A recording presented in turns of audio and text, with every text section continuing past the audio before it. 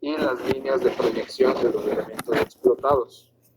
Lo que no puede pasar es que el dibujo quede así completamente en blanco, sino que tenga más una lógica como la siguiente.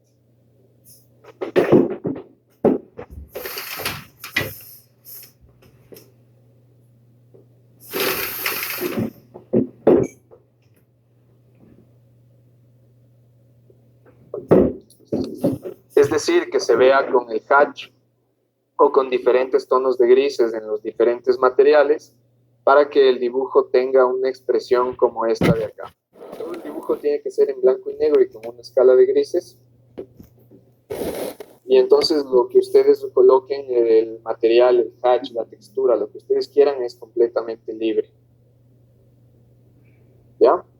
Básicamente el trabajo en el CAD debe verse así, es decir, los elementos fijos con diferenciaciones de tonalidades y luego la explosión con la misma lógica. En el caso del ejercicio que yo les asigné, este podría ser el único dibujo que se queda con un solo color, porque en este caso todas las cerchas tienen la misma lógica y la misma presencia en el espacio, entonces no habría que diferenciar nada. Pero a partir de acá, en donde ya aparecen nuevos materiales como la madera, como las ventanas, es ahí donde ustedes tienen que empezar a trabajar con el tema de intensidades para que el dibujo resalte y sobresalga. ¿Alguna pregunta hasta aquí? Santiago, Dime. yo quería saber si nos podías como que enseñar el dibujo como que terminado para tener una idea cómo debe quedar la casa. Ya, en ese caso yo no tengo el dibujo terminado, por eso te enseño esta referencia. Tiene que quedar con esta lógica. Es decir, intensidades y por ejemplo en materiales como la madera puedes colocar un color gris y en cambio en el techo, que es otro material, le puedes colocar un gris más oscuro. ¿Entiendes? Sí. Entonces, Pero, el cómo tú colocas texturas, el cómo tú colocas grises de fondo o lo que sea, ya es una decisión tuya, que tú tienes que ir viendo cómo queda en función de la expresión gráfica también. o sea, eso sí, sí entiendo. Pero quería saber de, como que tipo solamente la axonometría con las líneas, o sea, sin nada de detalles. No sé si tenías como un dibujo. No, no tengo un dibujo, pero sí te puedo enseñar algunas cosas que tal vez te O ayuden. foto o algo.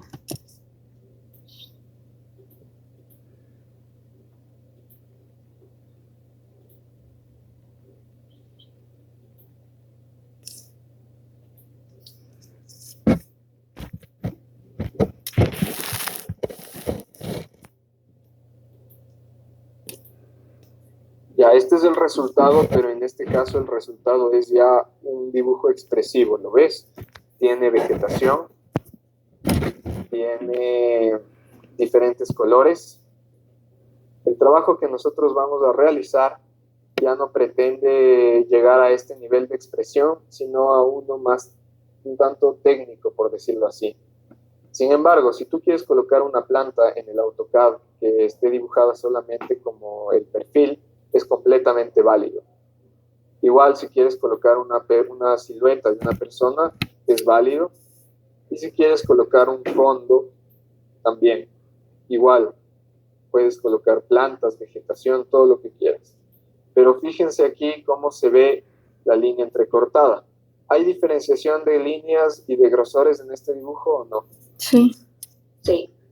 Entonces, más o menos va por ahí, ¿no es cierto? Entender cómo hacer que las líneas explotadas tengan la longitud correcta, que no se vean, por ejemplo, como estas de acá, ¿no es cierto? Que se ven así un tanto extrañas, es decir, hacer que la calidad de línea sea excelente. Ya. Si es que tienes dudas acerca del proyecto, puedes buscarlo también como Casa Naranja Limón y vas a encontrar en plataforma arquitectura toda la información del proyecto. Entonces tienes todas las fotos de la casa como para entenderla y tienes la descripción y también los planos. Entonces, en ese sentido, si es que tienes alguna duda, puedes ver las fotos, te puedes referenciar en ciertos dibujos.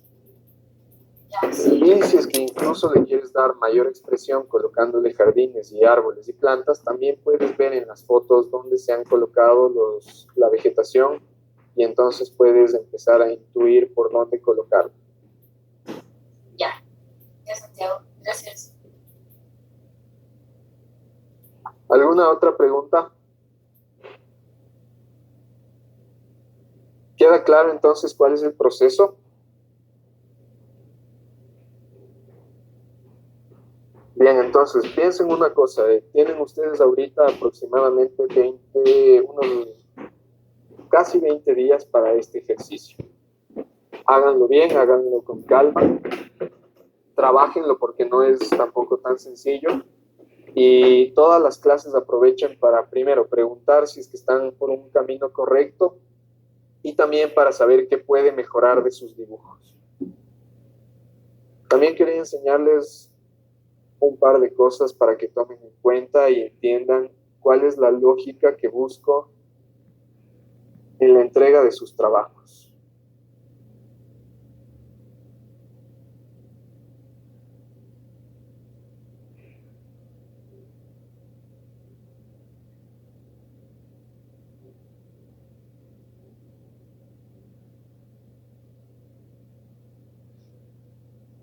Parte importante también de las calificaciones es cómo presentan ustedes sus trabajos. En este caso, ¿qué opinan? Ay, perdón.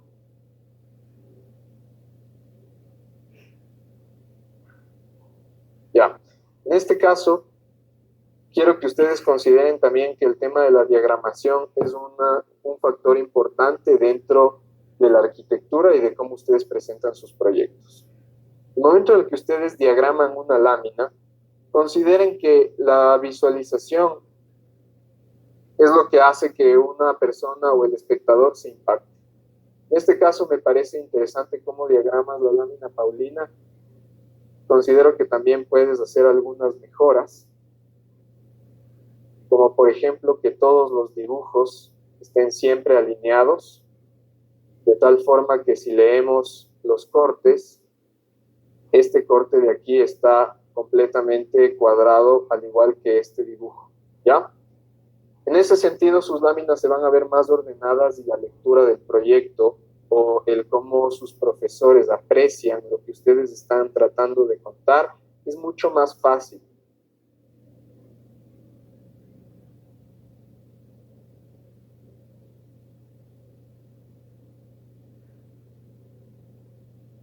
En ese caso, consideren la diferencia entre el trabajo que les mostré antes, que incluso tiene un margen, un mismo tamaño de letras, y los dibujos se encuentran cuadrados y escalados correctamente, ¿ya?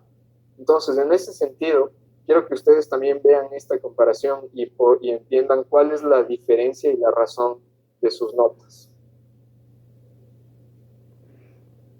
Pilas con la entrega final. La calificación en este caso va a ser bastante rigurosa. Tienen un montón de tiempo y tienen la oportunidad de hacer todas las preguntas acerca de esto. Mi sugerencia sería que para el día 29, que tenemos la prueba y es nuestra última clase, ustedes tengan avanzado el trabajo a un nivel como el que les estoy enseñando e incluso si es que lo llegan más allá, mejor. El día 29 yo les explico exactamente cómo hacemos el dibujo invertido, es decir, con el fondo negro y las líneas blancas para que quede súper bien también. Entonces, en esa clase ustedes van a entender cuáles serían las lógicas que manejamos para que ese dibujo sea también adecuado. ¿Alguna pregunta hasta aquí? Santiago, una pregunta. No tiene nada que ver con eso, pero me gustaría saber tal vez qué grosores debemos utilizar en la intensidad alta, media y baja. ¿Un grosor específico existe? No existe un grosor específico, todo depende del tamaño de la lámina que vas a trabajar. Entonces, por ejemplo, en el caso específico de este proyecto, les pedí una lámina en formato A0. En ese caso,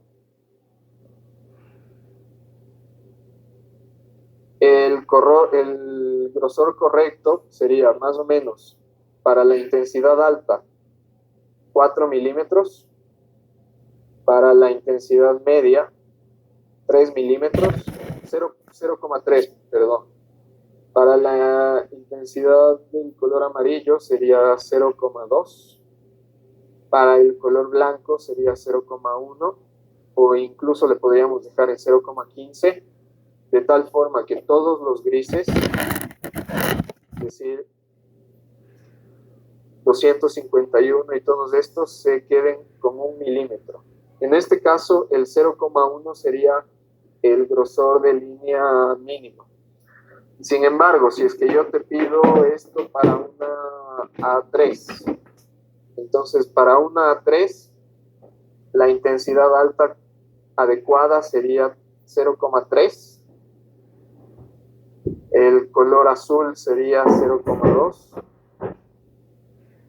el color 2 sería posiblemente 0,18, el color blanco sería entonces 0,13 y los 251 podrían ser 0,09. Ya. Entonces, ¿cachas un poco cuál es mi lógica? Mientras más grande es la hoja, más grosor de línea asigno. Eso quiere decir que si me preguntas para una A5, entonces posiblemente para una A5 yo me mantengo en el 0,25 como más alto. El color 2, no, perdón, el color azul sería 0,15 y el color 7, 1 y el color amarillo igual, 1. Y entonces los 259 se mantienen en 0,09. Ya, y para una A2, tal vez. Para una A2 yo mantendría más o menos la misma lógica de la A3. Ah, ya. Ya, muchas gracias, Santiago.